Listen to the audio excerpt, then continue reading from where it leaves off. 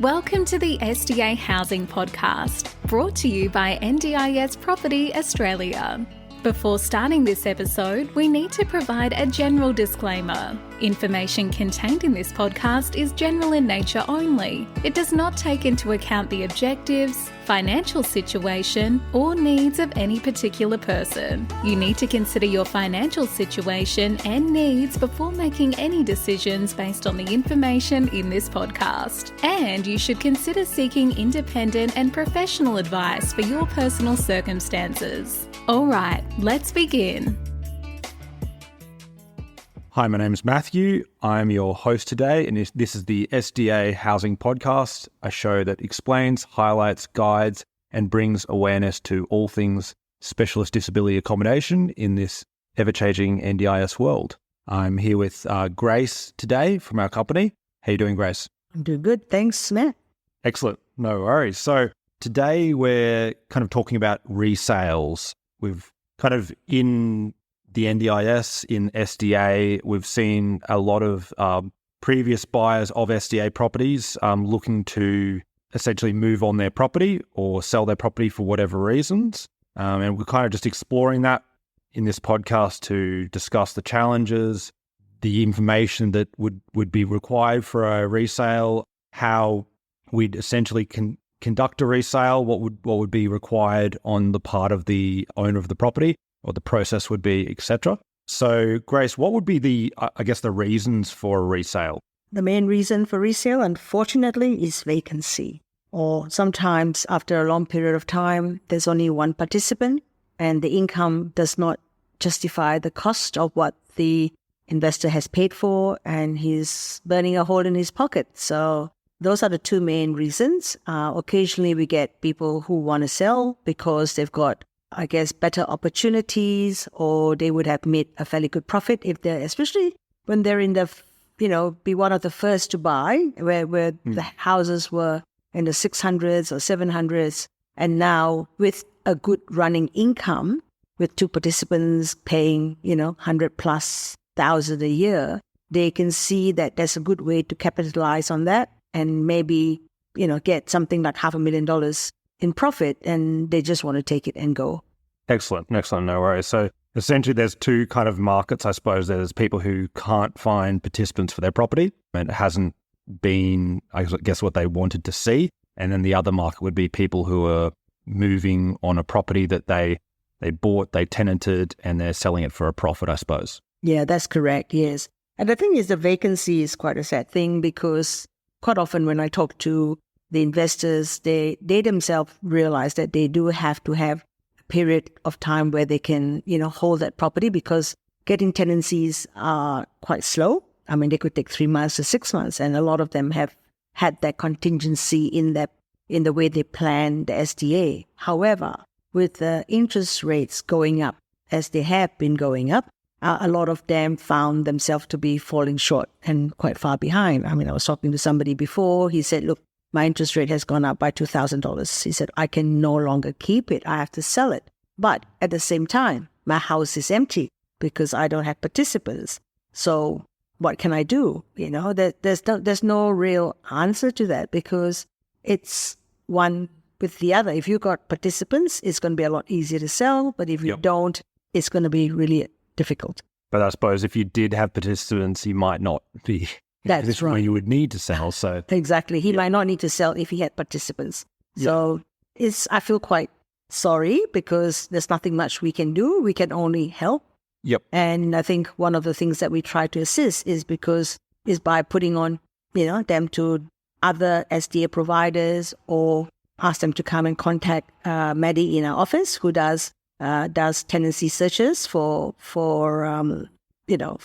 investors as well. So those are the only two things that we can help them with. Yeah. So I suppose that leads into kind of my next question, which is, what are the challenges around doing a potential resale of an SDA property? Well, quite often people don't really want to buy an empty house. It's just as simple as that, because they understand the risk. They turn on their radio and TV, and it's sort of all the reports that they're hearing sort of does create a bit of fear. And an empty house is like a red flag saying, there's nobody out there. Why should we be paying you for your house?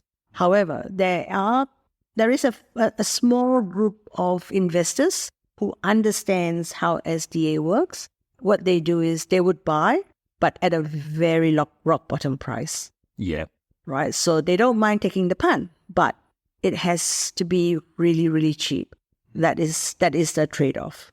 Yeah, and I find we've found over the time that we've been doing this that there's a lot of investors that will come or owners of properties that will want to sell their property at a profit because they've spent a lot of time with it and they feel like they need to justify that by selling it at an increased price when, just based on what you just said, then probably they can't.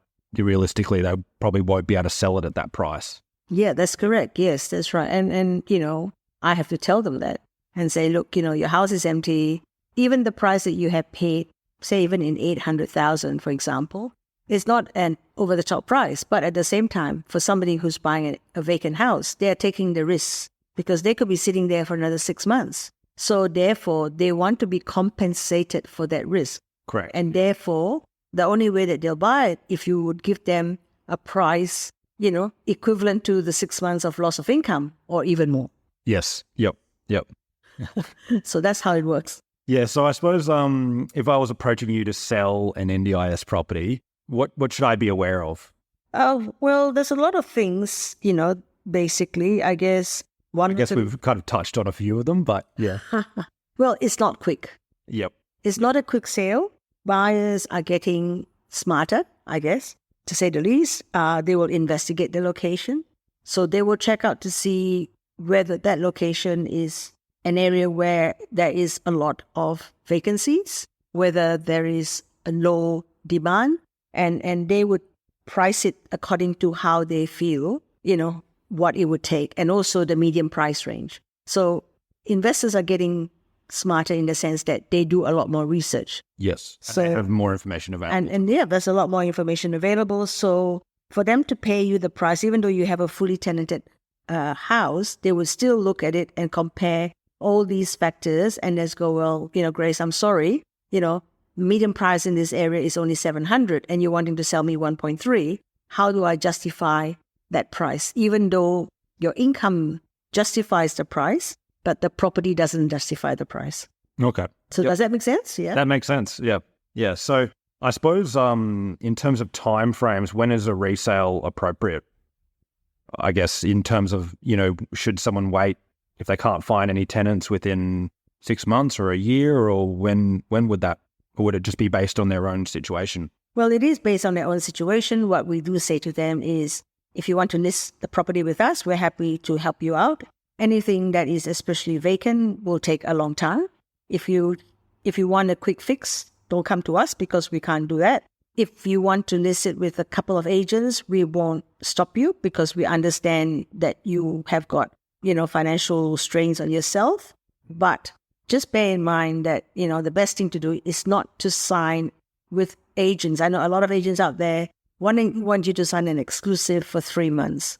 My advice to you is don't sign exclusive for 3 months as when you have a vacant house, because what will happen is they will try and after a while they'll just give up. And then you are stuck for 3 months with no hope because no other agent will touch you.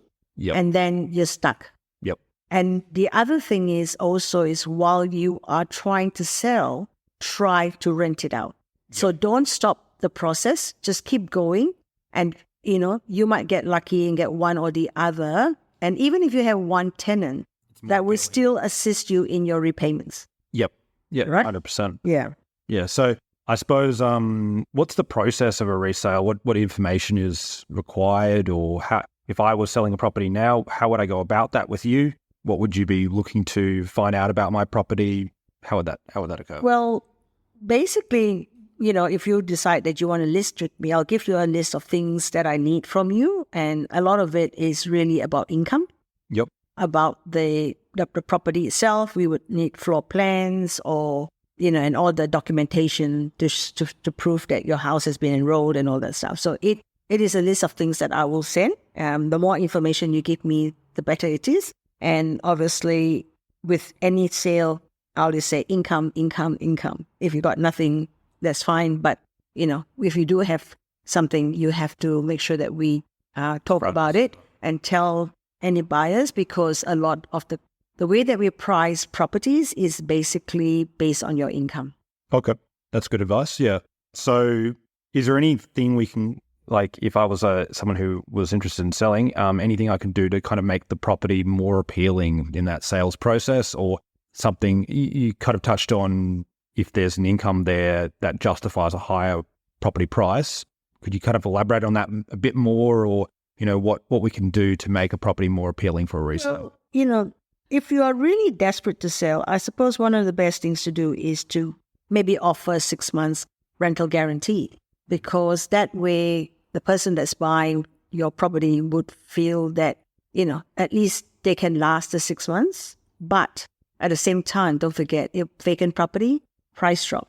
So you have to work it out, because if you're not going to drop your price, it's never going to sell. That's the main thing. So I always encourage everybody, continue to find participants. Even if you got one, it's better than none. Okay, excellent. And I suppose, you've touched on a lot of different points today, things to be aware of. Do you have any other general advice for selling NDIS properties? Be realistic. Be realistic, yep. I know everybody wants as much as they can, but, overpriced properties will sit around for a very long time. As vacant properties, yep. That's right. Always get the right advice and buy in a better location, so the resales will be easier. And another thing that we find why a lot of houses are vacant is because investors have been sold houses in terrible locations, not close to shops, not close to transport, not close to hospital, not close to anything. So put yourself in that position and go, would I live here? Think about somebody who has a disability, who may never be able to drive. So they need easy access to everything. And if you can't get a good location, or making sure that the area that you're looking to buy has got a good demand for participants, run away. Do not buy it. Do not allow somebody to tell you that you're going to get, 20% return, because that's a dream. We have never seen it, and we know that does not exist. And quite often, a lot of them beef it up by telling you can put 3 or 4 people in the house, even though the house is not large enough to take more than 2. So look carefully, do a lot of research, and do not allow people to just tell you what they want. Check it out for yourself. Confirm that it's true before you just jump into it. Excellent. Awesome. Excellent. I think this has been a really good podcast, just exploring the resale process. Thanks so much, Grace, for sharing the insights with us.